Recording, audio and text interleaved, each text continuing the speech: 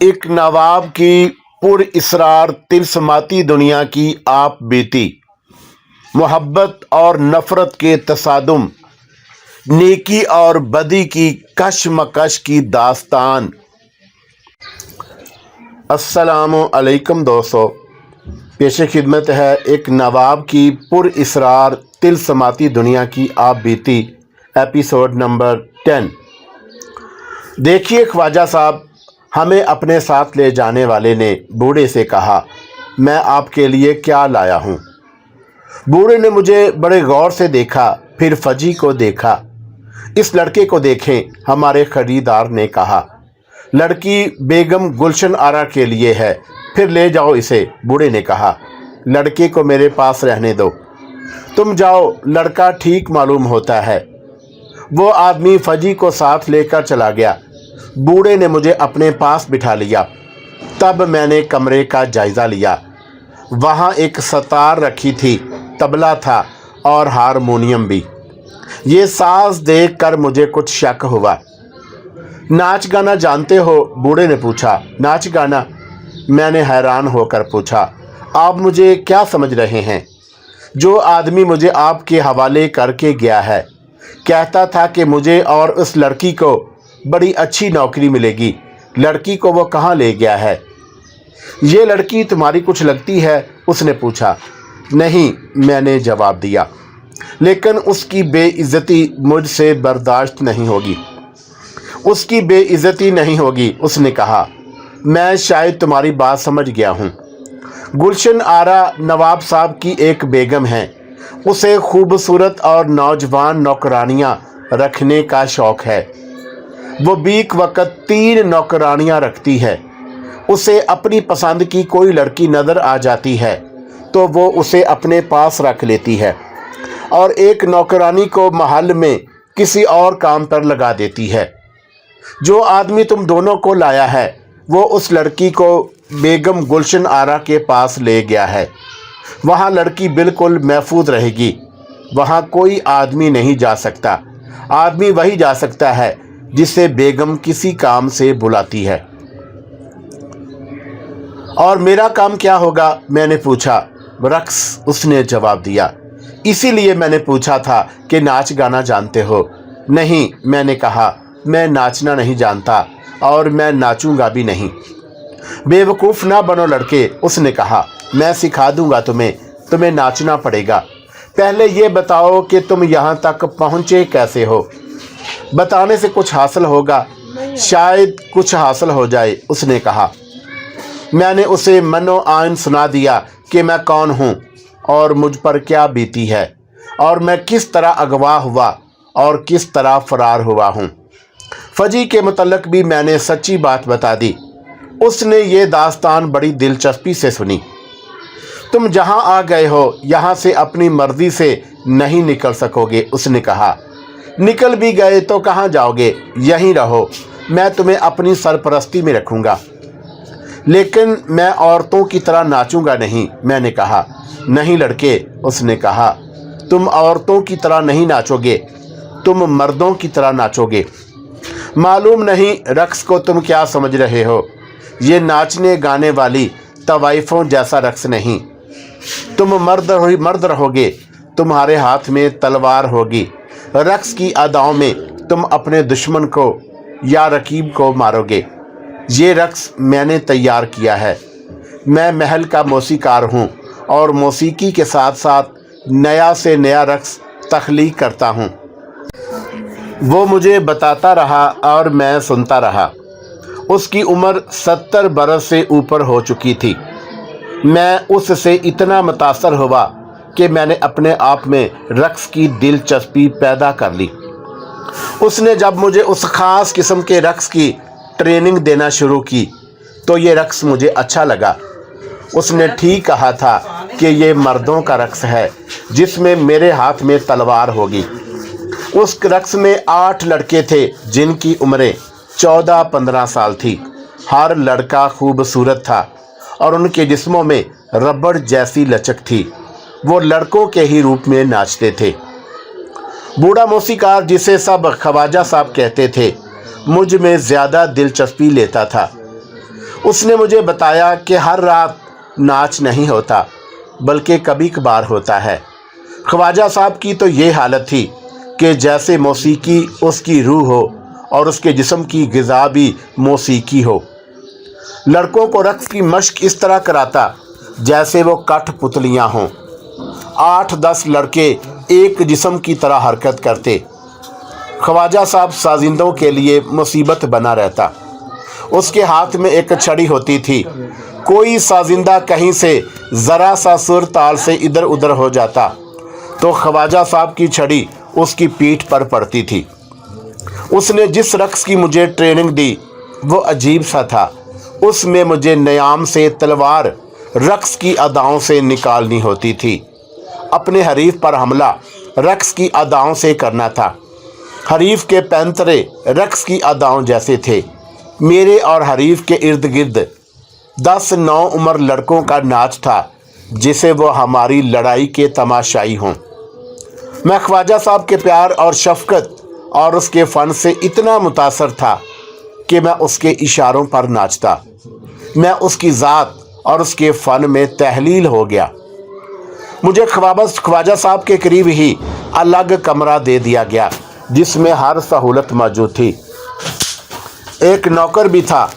खाना नहायत अच्छा और दूध और फ्रूट ख़ास तौर पर दिया जाता। ज़रा हटकर रक़्स लड़कों के कमरे में थे। इस तरह महल के या बाहर के किसी आदमी को आने की इजाज़त नहीं थी। कोई लड़का सिगरेट नहीं पी सकता था। उनकी बड़ी सख्त निगरानी होती थी। मुझे यहाँ लाने वालों ने ठीक बताया था कि वहाँ जाओगे तो बहिश्त को भूल जाओगे। ख्वाजा साहब से जब मुझे शफ़क़त मिली तो मैंने महसूस किया कि मैं शफ़क़त का प्यासा था। कांपते हुए हाथों वाले उस बूढ़े ने मुझे शफ़क़त क्या दी कि नई ज़िंदगी और ज़िंदा रहने की उमंग पैदा कर दी। मोहब्बत एक जादू है। प्यार और शफ़क़त में तिलस्माती असर होता है। प्यार पत्थर से भी दूध निकाल लेता है। ख्वाजा साहब के प्यार ने मेरे जहन से मेरा माजी धो डाला। एक रोज़ तो मैं ख्वाजा साहब की गोद में सर फेंक दिया और बहुत रोया। क्यों ख्वाजा साहब क्यों? मैंने सिसक सिसक कर कहा। मेरी माँ मुझे अकेला छोड़ गई थी। मेरे बाप की दूसरी बीवी ने मुझे अगवा कराया। खुदा ने मुझे इतने खौफनाक तूफ़ान और ऐसी स्याह काली रात में क्यों फेंक दिया था? क्यों ख्वाजा साहब क्यों? मेरा गुनाह क्या था? मेरे बाप के गुनाह की सज़ा मुझे क्यों मिली? खुदा ने जो कुछ किया बेहतर किया। ख्वाजा साहब ने मेरा सर अपनी गोद से उठाकर मुझे अपने सामने बिठाकर कहा, तुम अगवा ना होते तो तुम्हारी सौतेली माँ तुम्हें कत्ल करा देती। आगे वो औरत मौजूद थी जिसके दिल में तुम्हारा प्यार था। उसने तुम्हें बुरे अंजाम से बचा लिया और कैद से आज़ाद कर दिया। तुम फजी के लिए रहमत का फरिश्ता बने और उसकी इज्जत, उसकी जान बचा कर ले आए। आगे तुम्हें ताजा डाकू मिल गया जो कमज़ोरों का दोस्त और ताकत और दौलत के गुमंड वालों का दुश्मन है। ताजा डाकू? मैंने हैरान होकर कहा, वो तो बड़ा ज़बरदस्त डाकू है। मैंने उसके बहुत से किस्से सुने हैं। हाँ, ताजा डाकू, ख्वाजा साहब ने कहा।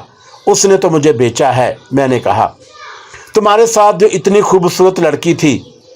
ख्वाजा साहब ने कहा, उस पर तो उसने बुरी नज़र नहीं रखी। नहीं, अगर ताजा ना होता तो उसके आदमी तुम दोनों के साथ न जाने कैसा बुरा सलूक करते। ख्वाजा साहब ने कहा, तुम्हें मेरे पास लाने वाला मुझे सब कुछ बता गया है। उसके हुक्म पर तुम मेरे पास पहुँचे हो। लेकिन यहाँ लड़के और लड़कियाँ खरीदी जाती हैं, इसलिए उसने तुम दोनों की कीमत ले ली। उसका पेशा नहीं, उसने अपने आदमियों को इस सौदे की इजाज़त दे दी थी। तुम्हारे लिए इस जगह से बेहतर और कोई ठिकाना नहीं हो सकता। ये तो मैं तस्लीम करता हूँ। मैंने कहा, मेरे अजीज़ सिकंदर, ख्वाजा साहब ने कहा, मेरा तजर्बा है और मैंने इतनी लंबी उम्र में बड़े अजीब और नाकाबिले यकीन वाक़यात देखे हैं। ये लड़की जिसे तुम बचा कर लाए हो किसी रोज़ तुम्हारे काम आएगी। ऐसा हो सकता है और मैंने ऐसा होते देखा है। और तुम्हारा बाप और उसकी खूबसूरत और जवान बीवी वो हिर्सो हवा के बंदे हैं। उनके दिमागों पर झल्ली चढ़ी हुई है और उनकी आंखों पर पर्दा पड़ा हुआ है। सज़ा पाएंगे, इसी दुनिया में ख़राब और बर्बाद होंगे। तुम प्यार और मोहब्बत के प्यासे हो। प्यार दिया जाता है, फिर प्यार मिलता है। दे और फिर तुझे मिलेगा। ख्वाजा साहब ऐसे पुरअसर और प्यारे अंदाज से बोल रहा था कि उसका एक एक लफ्ज़ मेरी रूह में उतरता जा रहा था। क्या ये नवाब साहब किसी मुल्क के बादशाह हैं? मैंने पूछा। नहीं, ख्वाजा साहब ने जवाब दिया, ये नवाब इसी दुनिया का बादशाह है। इस दीवार के अंदर और उसके इर्द गिर्द बहुत से गांव और 2 बड़े कस्बे हैं। ये इस महदूद सी दुनिया का बादशाह है। इसकी उम्र मेरी उम्र जितनी होगी। इसका जिस्म सूखा पेड़ बन चुका है जिसका अब कोई पत्ता हरा नहीं होगा। इसकी जड़ें अब ज़मीन से पानी चूसने के काबिल नहीं। अब ये अपने आप को मसनूई पत्तों और फूलों से धोखा दे रहा है कि अभी सूखा नहीं। इसकी रियाया सूख गई है। रियाया अपनी मेहनत से ज़मीन से जो उगाती है उसका निसफ इस दीवार के अंदर आ जाता है। लोग जो कमाते हैं वो सारे का सारा अपने पास नहीं रख सकते। उसका एक हिस्सा इस महल में आ जाता है। क्या यहाँ अंग्रेज़ों की हुकूमत नहीं? हुकूमत अंग्रेज़ों की ही है, ख्वाजा साहब ने जवाब दिया। ये नवाब ऐसे गई और नवाब, राजा और महाराजे अंग्रेज़ों के गमाश्ते हैं। हिंदुस्तान पर अंग्रेज़ों का कब्ज़ा मुकम्मल करने के लिए उन्होंने अंग्रेज़ों की बहुत मदद की थी, अपनी कौम से गद्दारी की थी। अंग्रेज़ों ने इन्हें ये रियासतें इनाम में दी हैं और उन्हें खुली छुट्टी दे दी कि अपनी रियाया का खून चूसो और ऐश करो, और अंग्रेज़ों को भी ऐश कराओ। ऐशो इशरत ही उनकी ज़िंदगी है। बड़े बड़े अंग्रेज़ अफसर यहाँ ऐश करने आते हैं और ये नवाब उन अंग्रेज़ों को खुश करने के लिए कई ढंग इख्तियार करते हैं, नए से नए तरीके सोचते हैं। फिर तो यहाँ गुनाह होते होंगे। गुनाहों के सिवा यहाँ कुछ भी नहीं होता, ख्वाजा साहब ने कहा। नवाब साहब की मनकूहा बीवियाँ 3 हैं और गैर मनकूहा कई हैं। नवाब उनके काबिल नहीं रहा, लेकिन हरम में नई से नई लड़की को लाना और उसे कैद में डाल देना उसका शुगल है, एक नशा है। ये लड़कियां अंग्रेज़ मेहमानों को पेश की जाती हैं। नवाब की औलाद तो बहुत होगी, लड़का एक भी नहीं, ख्वाजा साहब ने कहा। 2 बीवियों से एक एक लड़की है, दोनों जवान हैं और ग़ुलाम किस्म के खामदों की बीवियां हैं। खामदों को साथ लिए अक्सर यहीं रहती हैं। तीनों बेगमात वरासत को जहन में रखकर एक दूसरे के ख़िलाफ़ साजिशों में मसरूफ़ रहती हैं और नवाब वलायती शराब से बुढ़ापे को धोखा देता रहता है। वो उस वक़्त बेदार होता है जब यहाँ अंग्रेज़ अफसर आते हैं। आप नाच गाना अंग्रेज़ों के लिए कराते होंगे? हाँ, ख्वाजा साहब ने कहा। नवाब शुरू से नाच गाने का दिल दादा रहा है, अब भी है, लेकिन रक्स से अंग्रेज़ अफसरों को खुश करता है। लड़कों का रक्स एक जदीद नाच है जो एक महाराजे ने शुरू किया था। बड़े खूबसूरत जिस्मों वाले 9 उम्र लड़के कपड़ों के बगैर ये रक्स करते हैं। उनकी 70 खुशनुमा पत्तों और फूलों से ढके हुए होते हैं। ये रक्स ख़ास किस्म के रंगों की रोशनियों में होता है। मैंने इस रक्स में कुछ इजाफे किए हैं। ये मेरी खुशकिस्मती है कि तुम आ गए हो। तुम्हारा कद और जिस्म मेरे उस रक्स के लिए मौजू है। तुम्हारा नाम सिकंदर है और मैं तुम्हें इस रक्स में सिकंदर ही बनाऊंगा। ये रक्स कब हो रहा है? 15-16 दिनों बाद, उसने जवाब दिया।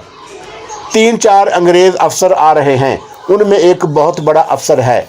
नवाब साहब ने मुझे कहा कि ऐसा रक्स दिखाना जो इन अंग्रेज़ों ने कभी ना देखा हो। मैं तुम्हें एक एहतियात आज ही बता देता हूँ। तुम बहुत खूबसूरत हो और तुम्हारे जिस्म की साख्त में ख़ास किस्म की कशिश है। तुम पर जाल फेंके जाएंगे, बड़े हसीन जाल, उनसे बच कर रहना।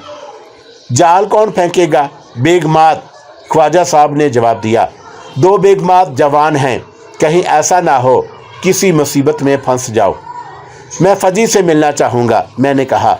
मिल सकता हूँ, मालूम होता है कि तुम्हें उस लड़की से। नहीं ख्वाजा साहब, मैंने उससे कहा, मैं उस लड़की के साथ मेरा और कोई ताल्लुक़ नहीं। मैंने उससे वादा किया था कि मैं उसकी इज्जत और आबरू की हिफाजत करूँगा। मैं देखना चाहता हूँ कि वो किस हाल में है। ये काम आसान नहीं, ख्वाजा साहब ने कहा। मैं मिलवाने की कोशिश करूँगा। मेरे चेहरे को अपने दोनों हाथों में लेकर ख्वाजा साहब ने मेरी आंखों में झांका और कहा, सिकंदर बेटा, अपने आप को मामूली आदमी ना समझना। तुम जो कुछ भी बनोगे गैर मामूली बनोगे। अगर तुम गुमराह हो गए तो मामूली से गुमराह नहीं होगे, तुम गुनाहों के देवता बन जाओगे। और अगर तुम नेक और पाक रास्ते पर चल पड़े तो किसी मरीज को हाथ लगाओगे तो वो शिफा पाएगा। मैं कह नहीं सकता कि तुम किस रास्ते पर जाओगे। मैं खुद भी महसूस करता हूँ कि मेरे वजूद में कोई ख़ास चीज़ है, मैंने कहा। बाज़ बातें बगैर सोचे मेरे मुंह से निकल जाती हैं और मुझे इस तरह महसूस होता है जैसे ये बात आपकी उम्र के किसी दानिशमंद आदमी ने कही है। कभी महसूस करता हूँ कि मुझ में ऐसी बेखौफी है जो मुझे नुकसान पहुँचाएगी। उसे एक फालतू हिस्स कह लो, ख्वाजा साहब ने कहा।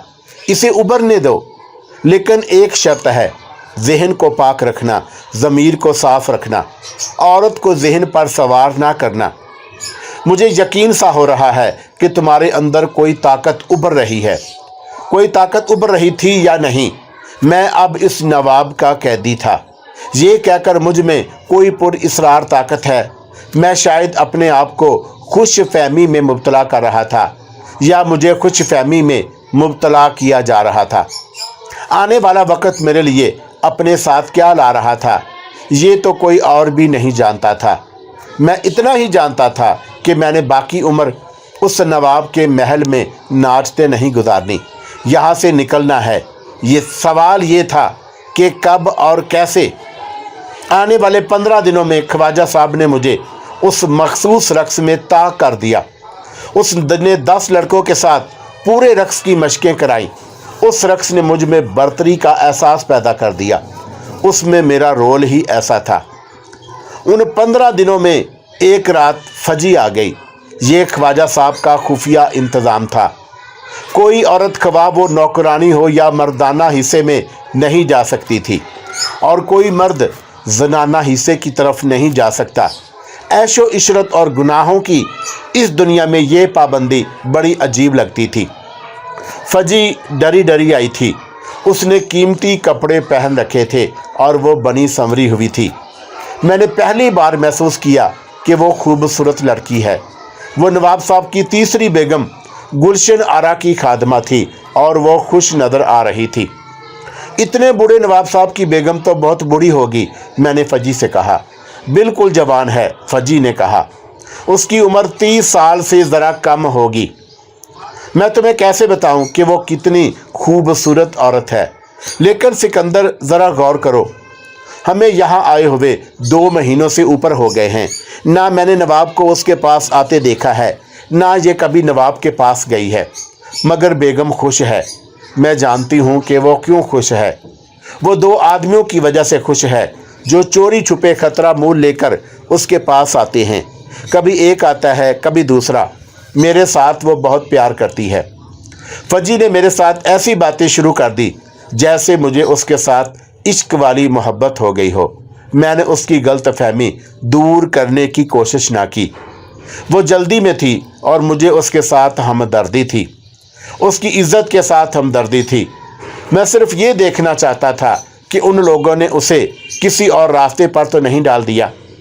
उसका मुझे इत्मीनान हो गया। मैं जानता था कि उसके साथ बुरा सलूक होता तो मैं उसकी कोई मदद नहीं कर सकता था।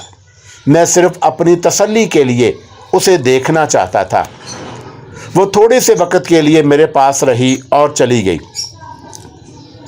रक्स की रात आ गई। उस रोज़ महल के बाहर गहमा गहमी और भाग दौड़ लगी रही।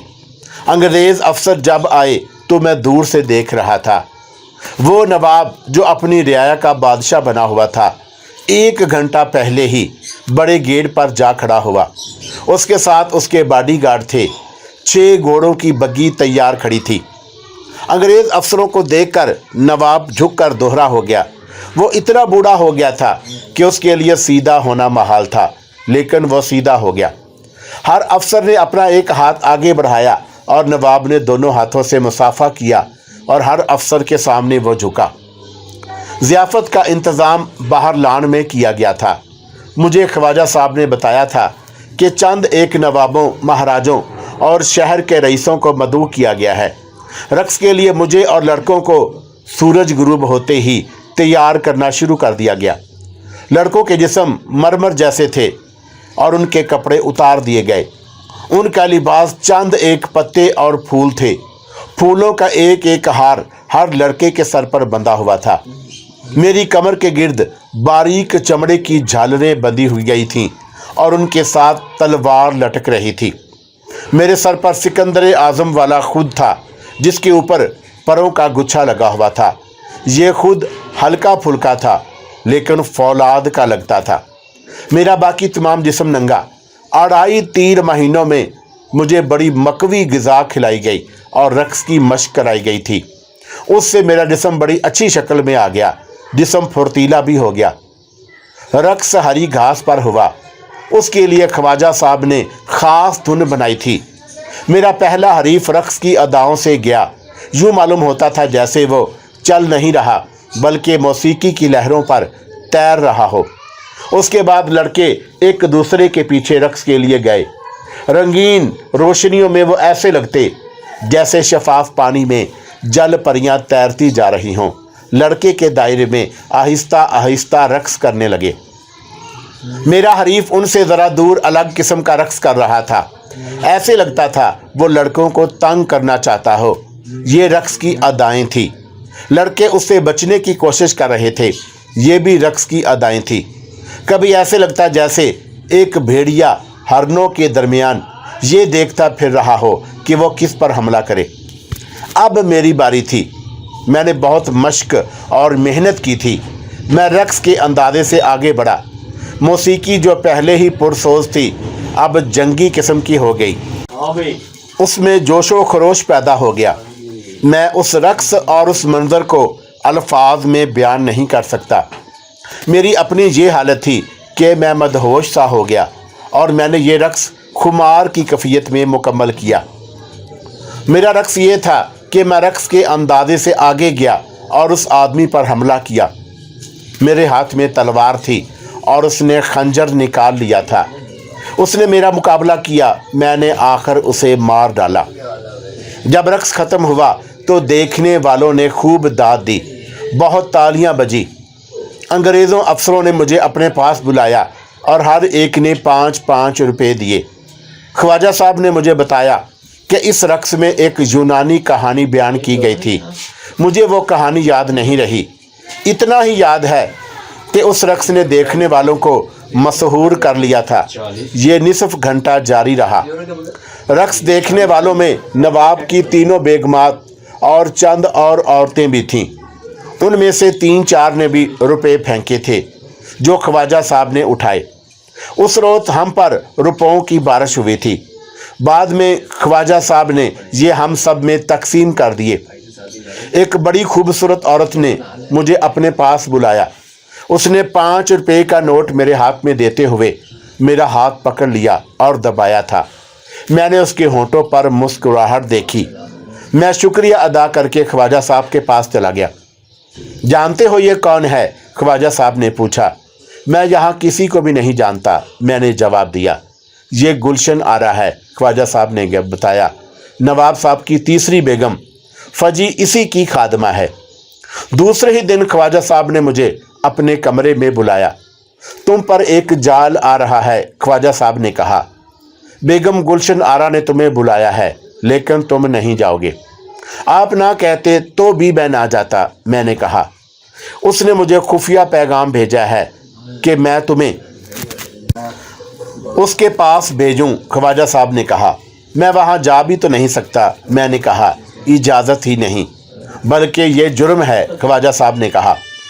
नवाब साहब को पता चल गया तो वो तुम्हें ऐसी सदा देंगे कि तुम्हारा हाल और हुलिया बिगड़ जाएगा।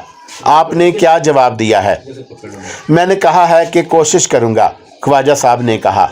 लेकिन मैं तो कोई कोशिश नहीं करूँगा। मैंने तुम्हें यह कहने के लिए बुलाया है कि उसका पैगाम बराह रास्त तुम्हारे पास आ जाए तो इनकार कर देना। कहना नवाब साहब का हुक्म बड़ा सख्त है।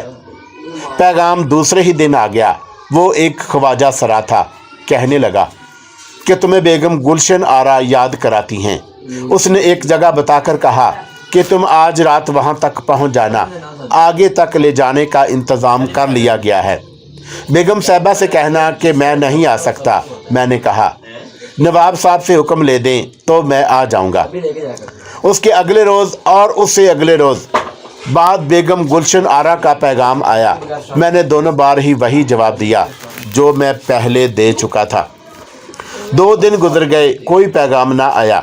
मुझे इत्मीनान हो गया कि बेगम टल गई है। उसी शाम का वाक़या है। शाम गहरी हो गई।